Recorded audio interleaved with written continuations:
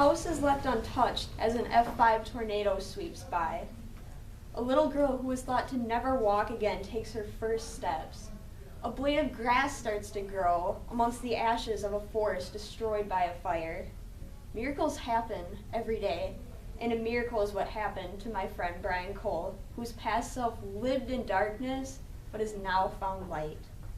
Brian is just one example of how anyone can change for the better, and how the process for change can be a long but valuable experience full of many lessons to learn.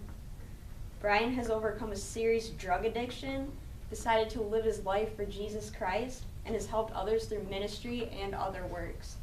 Brian has continued to help me in learning about God and, of course, giving me encouragement through life's trials. Now I will share with you what Brian has learned throughout his journey. By overcoming serious drug addiction, Brian has learned self-control, who his friends really are, and other methods of healing through life. He was addicted to some of the most dangerous drugs in the whole world, and this lasted for many years. Not only did Brian learn these things through quitting drugs, but he also found another source of teaching, the Bible. Brian has become a born-again Christian, despite having a Christian upbringing. He didn't feel accepted in his first church, and he felt he needed to be perfect all the time, so he rebelled when he was told he had no worth. Through this, he found acceptance in a satanic cult that encouraged stealing, vandalism, self-mutilation, and drug use.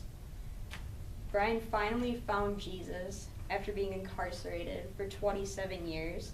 He saw the mistakes he made, the people he was hurting, and the things he needed to give up. He realized he had more worth and that life could be so much more.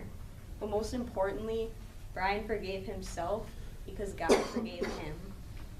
Brian also helps others through ministry and other works.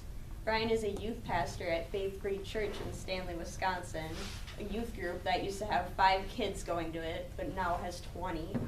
Brian also puts on Christian metal shows so you can have a safe and brutal worship experience.